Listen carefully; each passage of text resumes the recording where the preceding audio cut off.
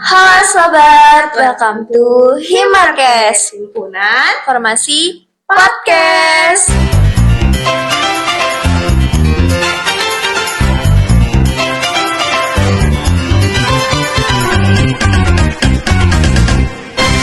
Assalamualaikum warahmatullahi wabarakatuh. Halo sobat, welcome to Himarkes, Himpunan Farmasi Podcast.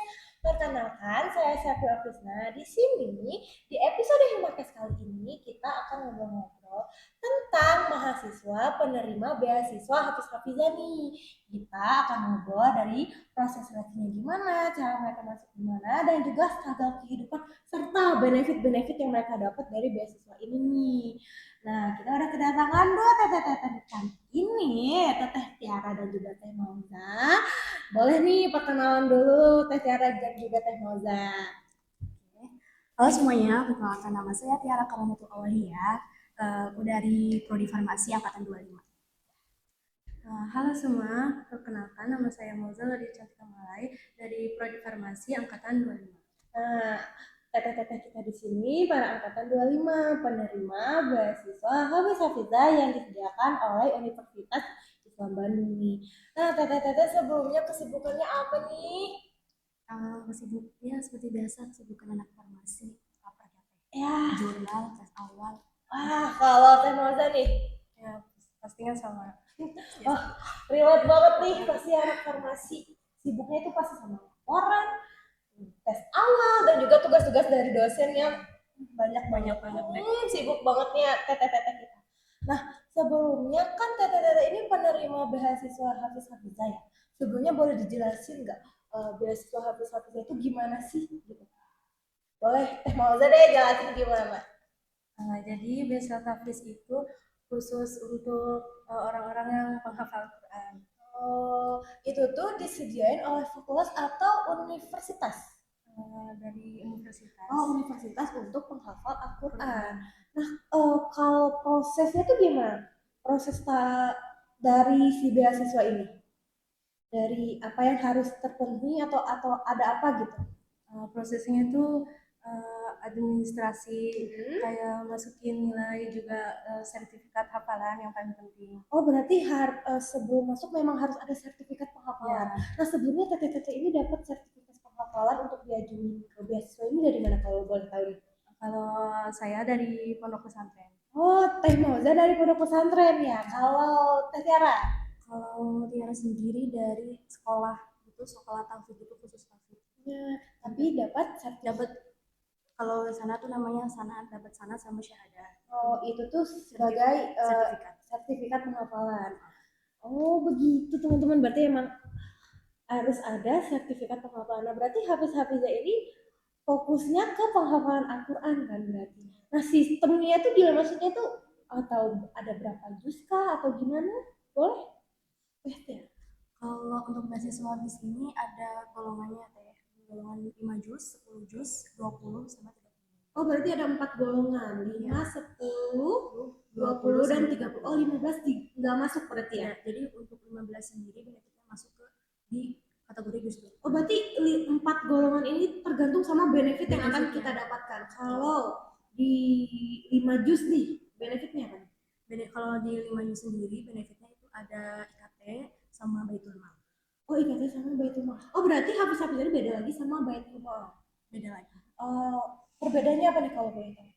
Nah, mungkin kalau dari Baitul Mal sendiri mungkin dari yayasan ya teh. Kalau misalnya dari beasiswa Hafiz itu dari universitasnya langsung. Oh, dari universitasnya langsung. Beda sama Baitul Mal. Benefitnya juga masih beda ya? Oh, berarti kalau kita udah beasiswa Hafiz, kita bakal dapat si Baitul Mal. Oh, iya. Makanya kalau misalnya kita menerima beasiswa Hafiz terus mau mencoba di beasiswa Baitul Mal tapi yang pakai berprestasi itu tidak bisa karena kita udah mengcover Baitul Mal. Oh, nah Baitul Mal sendiri itu ternyata punya 3 kategori lagi ya, ekonomi prestasi, tahfiz atau penghafalan sama mahasiswa insan mandiri. Jadi kalau Hafiz-Hafizah ini masuknya ke tahfiz, penghafalan Al-Quran berarti. Oh gitu. Tapi benefitnya beda lagi berarti ya? Apa sama aja? Beda sih. Oh beda ya. Nah kan kalau beasiswa Hafiz-Hafizah ini dari universitas ya, berarti dari semua kalangan fakultas dan juga jurusan nih. Ada nggak sih perbedaan dari farmasi atau ke fakultas lain gitu? Mungkin perbedaan dari benefitnya teh antara prodi-prodi yang lain dengan prodi kedokteran. Contoh farmasi sama kedokteran Farmasi. gimana nih benefitnya? Kalau prodi farmasi tadi kan mencakup biaya-biaya kayak ISKS, Iya. KT juga bisa, terus uang pengembangan UNIF gitu, fakultas itu juga bisa. Kalau kedokteran? Tapi kalau untuk kedokteran sendiri itu hanya mencakup biaya hidup. Oh, berarti kalau farmasi ini mencakup atau lebih menunjang ke akademiknya. Iya. Kalau kedokteran ini menunjang apa ya? Biaya hidup. Bisa dibilang biaya hidupnya ya, nggak menunjang gitu. akademiknya. Oh gitu. Kalau gitu, nah kan tadi tuh disebutin nih benefit apa sih? Kita tuh dapat benefit berdasarkan 4 golongan yang jus itu kan, dari jus 5 jus, 10, 20 dan juga 30. Nah, kalau 5 jus itu gimana tuh? Dapat apa aja tadi? Jadi kalau 5 jus itu dapat IKT sama Baitulmal. Kalau kategori 10 jus itu Baitulmal, IKT sama ISKS. 20 30 gimana? Kalau untuk 20 sama 30, kalau 20 itu IPU, KT, ISKS sama Baitulmal. Jadi tidak mendapat untuk IPF. Oh, nggak dapat untuk IPF-nya. Tapi kalau untuk 30 tuh masih Nah, ini tuh beasiswanya full, berarti dari semester awal sampai akhir kita akhir. Nah, berarti benefit yang kita dapetin ini itu dari semester awal hingga semester akhir. Nah, ada nggak sih dari kan semester panjang nih, lama gitu kan? Ada yang harus kita pertahankan, entah itu nilai akademik atau pelafalan dari Al-Qur'annya gimana? Harus ada gitu berarti. Nah, apa? Kalau untuk beasiswa ini yang terpenting hafalannya, mungkin pertama kelancaran hafalannya, Ya. ataupun peningkatan setiap semesternya. Yang kedua ada IPK.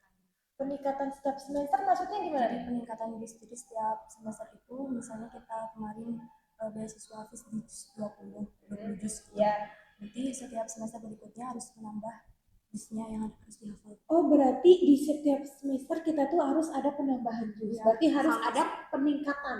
Oh, berarti harus ada peningkatan ya. Nah, kalau dari IPK gimana? Harus berapa IPK yang harus kita penuhi untuk dapetin atau ngelanjutin terus beasiswa ini? Kalau IPK itu yang memenuhi syaratnya buat lanjut beasiswanya itu di 3,5. Oh, 3,25. Kalau ada nih teman-teman juga yang dapat, tapi dia ada penurunan IPK nih. Kalau gitu tahap atau proses apa yang akan terjadi ke mahasiswanya? Mungkin akan dievaluasi lagi kenapa. Oh, berarti bakal dihubungi sama pihaknya, Ya, ditanyain kenapa. terus mungkin tes hafalan juga, kelancaran juga. Oh, berarti emang tiap semester itu ditanyain lagi atau ada evaluasi berarti ya? Evaluasi. Berarti ada kunjungan lagi ke petugas atau apa sih namanya? Kalau ini beasiswa mah langsung dari kemahasiswaan. Oh, ke mahasiswanya untuk setor hafalan atau tes lagi kelancarannya.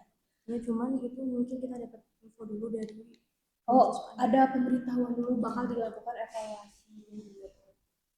Nah, sebelumnya nih, ya kepo. Awal-awal nih tahu beasiswa Hafiz ini dari mana sih? Boleh nih Teh Moza tahu dari mana gitu? Dari keluarga atau dari informasi media sosial dan langsung kayak ngeliat, sepertinya tertarik untuk ikut atau cuma iseng nyoba nih gimana? Teh Moza. Nah, kebetulan kan saya emang memprioritaskan cari kampus-kampus yang berlandaskan keislaman. Oh, berarti memang dari awal udah itu pilihannya pengen nyari kampus yang keislaman gitu kan. Kebetulan juga keluarga ada yang kuliah di Misbah. Oh. Makanya saya banyak informasi-informasi dari keluarga. Kalau Teh Tiara nih gimana? Sama juga mencari univ-univ yang Islam yang memang mendukung untuk, kan karena saya pengetahuan juga mendukung buat gimana caranya supaya walaupun di kegiatan perkuliahan ini tapi hafalan saya tetap terjaga. Berarti memang dari awal sudah ada tekad atau menargetkan kampus yang ada basis Islamnya gitu supaya balance nih antara pendidikan dan juga pemahaman Al-Quran. Tapi kan mau nanya nih tips-tipsnya, kan ada struggle anak farmasi pasti banyak hafalan nggak sih teman-teman? Pasti banyak banget harus hafalin farmasian dan juga harus hafalin tentang hafalin mempertahankan hafalan Al-Quran. Gimana nih cara supaya bisa lancar gitu? Atau ada struggle nih dari Temoza gimana? Ada nggak sih struggle? Aduh, nggak bisa nih dua-duanya atau pilih salah satu atau bisa gitu? Kalau itu sih kita harus memanajemenkan waktu ya. Bagi-bagi waktu. Kalau aku sih waktu murojaah itu sebelum tidur atau pas subuh. Kalau bisa juga kalau misalnya udah kelar tugas gitu bisa ngomongin waktu untuk murojaah. Oh, berarti memang manajemen waktu itu penting antara perkuliahan, akademik dan juga pelafalan. Nah, kalau Cetera sama atau ada yang beda nih dari Temozanya? Kalau untuk saya sendiri, eh, manajemen waktu juga, tapi saya juga punya targetnya. Dan dulu juga cara menghafalin Quran juga ada targetnya juga. Oh, berarti kamu ada target ya? Cara nyusun, kamu nyusun strategi untuk target itu per hari atau gimana gitu? Per hari. Nah, targetnya gimana? Bagi tips dong, bagi tips buat kita nih dan sobat-sobat Marques nih. Jadi untuk satu harinya itu harus mencapai target 4 juz satu harinya. Satu harinya. Di sela sibuk-sibuknya dunia farmasi. Nah, karena di masuk farmasi banyak tugas, lapor jurnal, akhirnya gimana caranya biar tetap murojaah walaupun itu 1 juz 2 juz gitu. Jadi kalau untuk hari-hari yang biasa gitu aktif perkuliahan biasanya di 2 juz. Nah nanti kan karena Tiara punya target 4 juz, jadi nanti di 2 juznya itu bakal di murojain lagi di hari-hari libur. Oh, dia dikejar di hari libur. Jadi Tapi di hari akhir perkuliahan 2 juz. Di akhir baru gas lagi. Jadi kalau di hari libur 4 juz jadi 6 juz. Wow. Jadi menggantikan murojaah yang tertinggal. Tertinggal ngejar berarti per minggu berapa berarti per minggu tuh? 4 juz satu hari dikali 7 berarti ya. 28. 28 juz. Seminggu itu teman-teman seminggu. Tapi biasanya genepin teh. Oh, digenepin. Biar satu hataman. Oh iya, selalu itu. Selalu teh. Selalu sampai sekarang. Ini harus istiqomah. Oh ya, harus istiqomah teman-teman, jangan lupa. Nah, kalau gitu nih, teteh pas awal, pas daftar gitu kan, ada nggak sih rasa minder?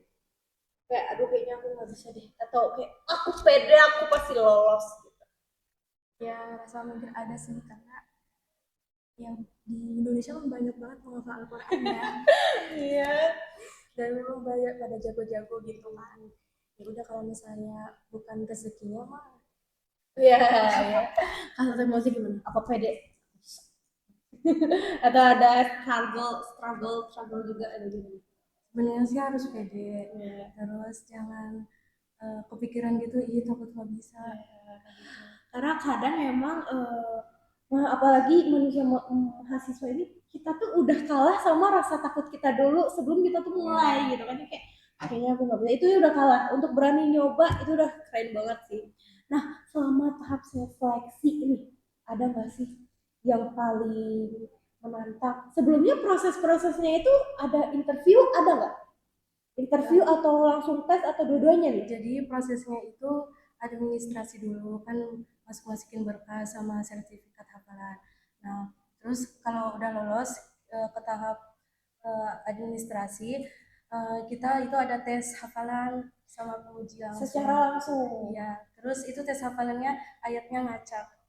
Oh berarti kalau gitu ngacak berarti kita harus hafal 30 atau kita tentuin yang tadi penggolongan 5 10? Iya, tergantung. Tergantung, berarti kita milih mau yang juz 5 juz atau 10. Ya, tergantung ini isi formnya. Isi formnya. Tapi pengacakannya itu berdasarkan dari juz yang kita ini masukin. Iya. Lama nggak prosesnya pas tes pengacakan itu? Nah, lumayan sih. Lumayan ya. Tes Vera juga. Nah, pas pengacakan itu tuh di suatu ruangan yang ramai atau cuma teteh aja nih sendiri sama pengujinya?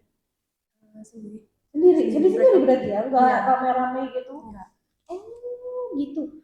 Nah ada nggak sih yang itu yang paling menantang atau ada yang lebih menantang yang bikin struggle? Aduh gitu. Ada nggak?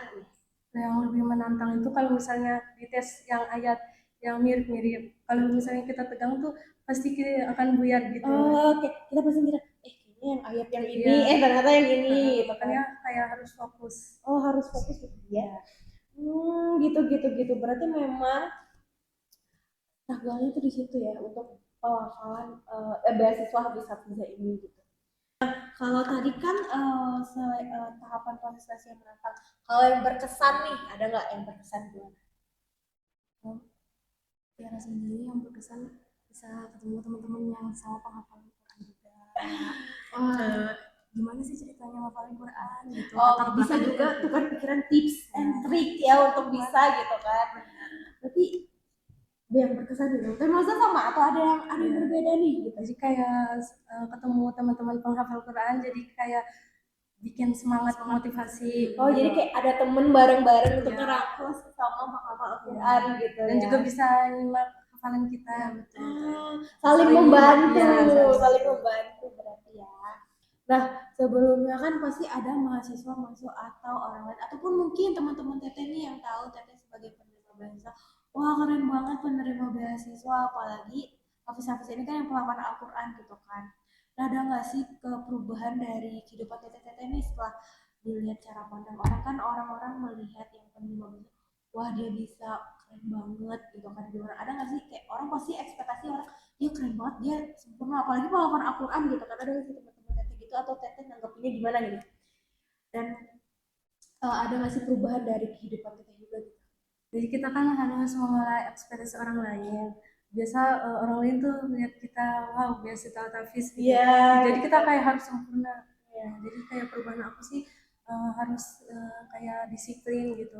Komitmen berarti ya, jaga image juga ya berarti ya, harus ini gitu kan, jaga kata sopan santun harus nih, apalagi penerima hafal Al-Quran ini.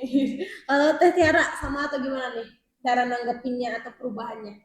Mungkin sama aja sih kayak gitu, apalagi di lingkungan apa ya, kampus yang pertemanannya beda-beda nih. Iya beda-beda nih, pertemuan pasti banyak-banyak, ada yang begini ada yang begitu, kita juga harus pilih lah gimana tuh. Kalau untuk Tiara sendiri adaptasi sih cuman tidak mengikuti arus, adaptasi tapi tidak mengikuti arus. Benar nih caranya, kita harus bisa memang beradaptasi ke tempat-tempat baru, tapi jangan selalu terjun, jangan selalu mengikuti arus, jangan sampai kita lupa siapa kita gitu kan. Nah, kalau Teteh ini kan apa gimana di tengah-tengah kesibukan kehidupan farmasi ini gitu kan, ada nggak sih kalian motivasi agar tetap konsisten nih menjaga semuanya itu balance gitu antara ke dunia akademik dan juga hafalan ini? Ada nggak sih support system atau mungkin support system dari Tiara sendiri itu dari orang tua, terus dari teman-teman, keluarga. Emangnya emang dari awal pengen penghafal Al-Quran atau ada kisah balik ceritanya nih? Sebenarnya bukan dari penghafal Quran, ini bukan kemauan Tiara sendiri sih. Sebenarnya pertama karena teman-temannya pada menghafalin gitu, jadi ikut, terus juga dipaksa sama orang tua. Akhirnya di SMP udahlah niat insya Allah bisa. Tapi ada niatnya berarti, walaupun awalnya kayaknya FOMO Teteh kita ini ngeliat teman-temannya. Berarti memang ada niatnya gitu. Kalau gue tahu awal pas kapan tertarik, bukan tertarik, niatnya tuh ada gitu. Di kelas 1 SMP. Oh, kelas 1 SMP berarti ya. Kalau Teh Mauza ada nggak gimana nih? Support sistemnya atau kegiatannya kalau lagi capek gitu. Kalau Teh Tiara lagi capek, suka sering ingat orang tua gitu kan, terus ingat yang dulu-dulu gimana, dan ngedukung teman-teman juga gitu kan. Kalau Teh Mauza gimana? Yang pastinya sama sih, support orang tua. Nah terus teman-teman juga, lingkungan juga. Kalau Teh Mauza dari awal emang udah berminat atau emang ada paksaan juga dari awal? Kalau dari awal emang udah berminat, dan pas itu kan kelas 1 SMP kan pindah ke Makassar, kebetulan banget lingkungannya kayak mendukung, jadi kayak gampang gitu. Berarti selain dari niat diri kita sendiri juga lingkungan juga berpengaruh ya, teman-teman juga berpengaruh ini gitu untuk menunjang kesukaan kita gitu, niatnya gitu kan. Nah, nggak kerasa nih udah di akhir aja nih kita obrolan, boleh dong bagi tips and trick atau enggak PTTT bisa ngasih wejangan nih untuk teman-teman yang mungkin juga lagi mempersiapkan untuk beasiswa ini, yang biasanya takut untuk memulai, padahal mereka punya potensi nih untuk bisa mendapatkannya. Gitu. Boleh, ada nggak wejangan atau tips and trick nih dari teman-teman semua? Boleh dari Teh Maulana nih untuk teman-teman atau sobat Himarkes. Tipsnya itu jangan mudah putus asa, harus percaya diri. Iya. Nah, selain itu juga harus niat, yakin. Nah, dan niatkan untuk orang tua dan juga niatkan untuk Allah. Ya, semua itu memang berawal dari niat gitu kan. Ya, jangan lupakan niat juga untuk Allah ya teman-teman ya. Selalu kadang hal kecil ini yang terabaikan padahal itu sangat penting gitu loh. Teh Tiara nih gimana? Wejangannya untuk sobat-sobat kita. Buat yang teman-teman mau daftar beasiswa, sama sih seperti kayak Teh Moza, jangan mudah putus asa, terus percaya diri. Bisa nih, bisa ada kesempatan nih gitu kan. Coba dulu. Jangan langsung nggak bisa. Jangan gitu langsung cobain dulu aja teman-teman. Selain bisa dapetin kalau lolos selanjutnya juga dapat pengalaman gitu kan dari hasil kita mau mencoba itu. Nah, ada nggak sih harapan teteh-teteh semua untuk yang pengen nih ya teman-teman kita yang dapat beasiswa, ada nggak sih hal apa yang harus wajib banget sebelum mengajuin beasiswa yang harus kita siapin? Yang pertama, siapin hafalannya. Pelancaran hafalan itu poin pertama, penting banget. Jadi beasiswa bisa-bisa berarti yang paling utama bukan akademik tapi penghafalan. Dari panjang pendeknya, banyaknya surah atau juz yang kita hafalkan, panjang pendek berarti benar-benar harus diingat Sesuai banget ya. dengan ketentuan Sesuai ketentuan tajwidnya. gitu kan. Mungkin sama ya, harus dipersiapin hafalannya jauh-jauh hari. Oh, berarti emang penghafalan jauh-jauh hari dengan mateng gitu kan untuk ke tahap selanjutnya. Nah, makasih nih teteh-teteh udah pada dateng, udah meluangkan waktu untuk di episode Himarkes kali ini untuk sharing-sharing pengalaman, prosesnya gimana dan juga benefit-benefit yang didapat dari beasiswa ini. Nah, untuk teman-teman yang nonton, semoga dapat termotivasi. Kita jumpa di episode Himarkes lainnya. Dadah!